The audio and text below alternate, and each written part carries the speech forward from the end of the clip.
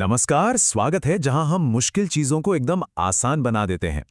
आज ना हम फिजिक्स की एक ऐसी पहेली को सुलझाएंगे जिसे याद रखना अक्सर बड़ा मुश्किल लगता है और उसे हल करने का एक बहुत ही मजेदार तरीका भी खोजेंगे। अच्छा, फिजिक्स में जो ये स्केलर क्वांटिटीज होती हैं, यानी अदिश राशियां, इनको याद रखने में दिक्कत होती है क्या? अरे ये तो बहुत लोगों के साथ होता है। ऊर्जा, समय, कार्य, दाब, बापे, लिस्ट इतनी लंबी है कि रटते रटते थक जाओ और दिमाग में बस कंफ्यूजन ही कंफ्यूजन।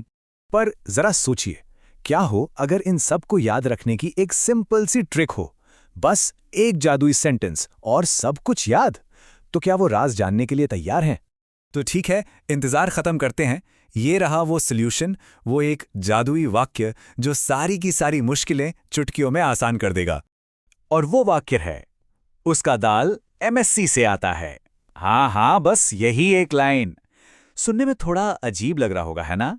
पर यकीन मानिए, यही वो चाबी है जो फिजिक्स के इस बड़े से ताले को खोलेगी। चलो अब इस सेंटेंस का राज खोलते हैं।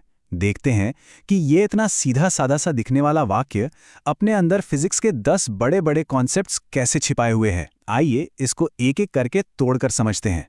तो शुरू करते हैं। उसका में ऊ से हो गया ऊर्जा, स से समय, का से कार्य, फिर आया दाल, इसमें दा से दाब और ल से लंबाई। हो गए ना पहले 5 एकदम आसानी से याद। अब आते हैं एमएससी पर। तो एम से हो गया मास, एस से स्पीड और सी से करंट, यानी कि अपनी विद्युत धारा। और आखिर में आता से आ का मतलब आयतन और ता का मतलब ताप। हो गए ना पूरे 10 के 10। अच्छा, अब मन में आ रहा होगा कि से और हैं का क्या हुआ। तो देखिए, ये दोनों शब्द बस सेंटेंस को पूरा करने के लिए हैं, ताकि वो बोलने में और याद रखने में आसान लगे। समझ लीजिए कि ये हमारे साइलेंट हेल्पर्स हैं। क्या बात है! अब जब हमने एक एक हिस्से को समझ लिया है, तो चलिए पूरी लिस्ट को एक साथ देखते हैं। तो ये रही हमारी पूरी चीट शीट। उसका दाल एमएससी से आता है। बस इस एक वाक्य में ऊर्जा, समय, कार्य, दाब, लंबाई, मास, स्पीड, करंट, आयतन और ताप, सब कुछ एक ही जगह पर। अब बताइए, इसे भूलना मुश्किल है कि नहीं? तो ठीक है, लिस्ट तो याद हो गई, पर क्या कभी ये सोचा है कि ये जानना जरूरी क्यों है? मतलब आखिर ये अदिश राशियां, ये स्केलर क्वांटिटीज हैं क्या भला? देखिए, बहुत सिंपल है।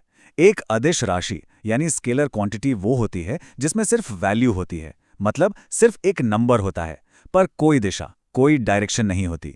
जैसे कोई कहे कि तापमान 25 डिग्री सेल्सियस है, तो बस बात खत्म। इसमें यह बताने की जरूरत नहीं है कि किस दिशा में 25 डिग्री है। बस यही होती है अदिश राशि। तो अब जब स्केलर क्वांटिटीज को याद रखने का ये सीक्रेट पता चल ही गया है, तो एक सवाल और उठता है कि फिर सदिश राशियां यानी वेक्टर क्वांटिटीज कौन सी होती हैं? शायद ये हमारी अगली खोज हो सकती है। तो सोचते रहिए, सीखते रहिए। हम फिर मिलेंगे एक नए टॉपिक के साथ।